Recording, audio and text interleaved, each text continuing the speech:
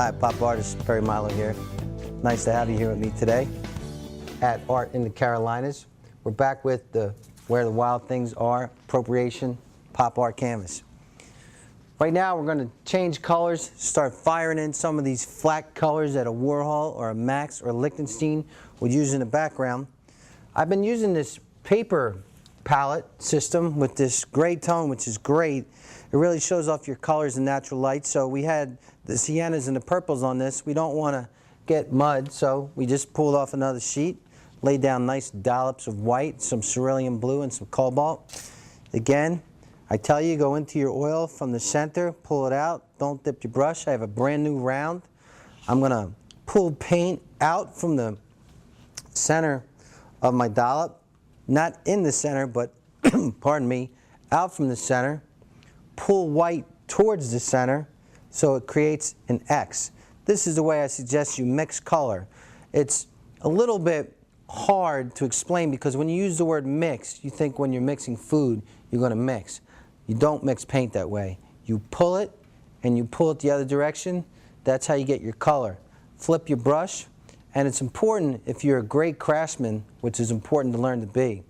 I never let my paint get down on the bristles so it touches the metal of the brush. Maybe after using it quite some time, it'll run down and get there. But if you can keep that from happening, that'll help you to become a great craftsman. And also, my hands are back on the brush again. I hold the brush like a bird, so it's light in my hand, but not so tight that it crushes it.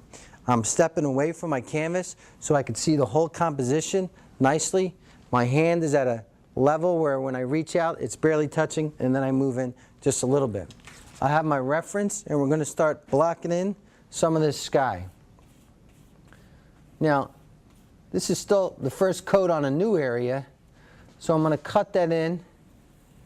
I'm going to be a little more careful because this is pop art in this area, and we're going to want to paint this flat, but this is going to require layers. So I really turn my brush on different angles. I still drag, and I'm controlling the paint.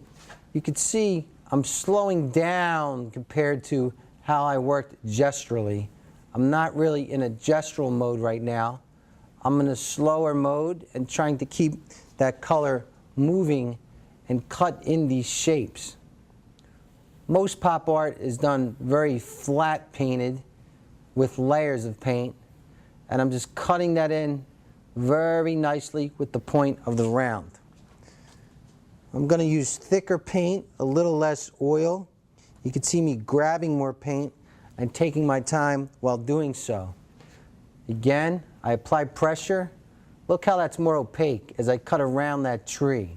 Okay? Look at that. And I pull that together. It's very important when you're learning how to paint on a canvas that you give the corners and the top and bottom just as much time of your time to paint it correctly, because naturally your eye is going to go to a corner of a room, a corner of a table, a corner of a canvas. It's just the way our brains are programmed. So I spend a lot of time up there working that. Now I found another area right here where there's going to be sky cut in, and my composition's not exactly the same as this illustration from the story, but I'm almost cutting this in like a jigsaw puzzle, and this is a beautiful texture, smooth textured linen canvas. Linen is a little more expensive, but it's a beautiful surface, and you kind of get what you pay for.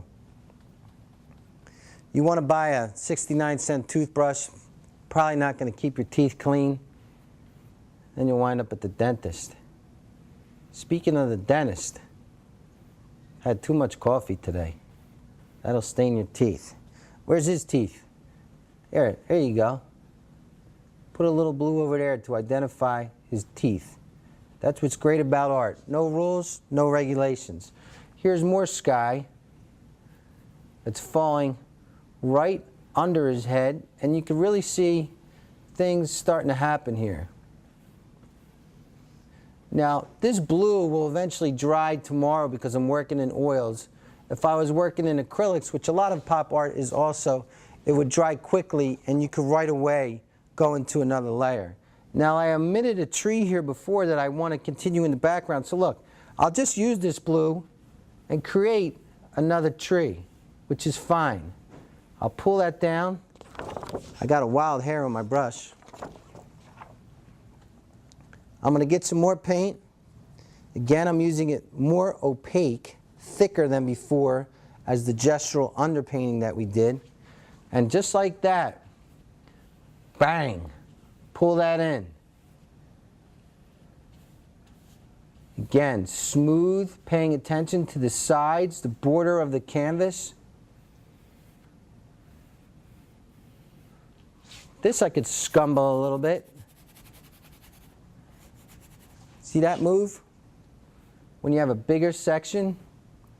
But you can see my craftsmanship is getting much tighter here, and I'm just being a little more careful how I throw this color in. Almost like filling in puzzle pieces. Now, let's move over here. You know, I'm going to do a trick right now before we end this free lesson. I'm going to turn my canvas upside down, which is a really cool way to paint, and I highly encourage it. It can actually teach you and your eyes to focus in on a part of the painting instead of the entire painting, because our brains don't look at things upside down. When we look in a mirror, it's somewhat similar to this. I could see this area right here where I want to work on the sky instead of seeing Carol the monster, the trees, the entire composition. And it just rejuvenates your interest in the painting and lets you focus on a new area. I cut that in, and I'll often during a painting, several sittings, especially at the end, turn the canvas upside down. Try it. You might think I'm crazy, but you'll really enjoy it and you'll get used to doing it. It'll help your painting tremendously. This is the pop artist Perry Milou at Art in the Carolinas. We're continuing the appropriation pop art painting of Where the Wild Things Are.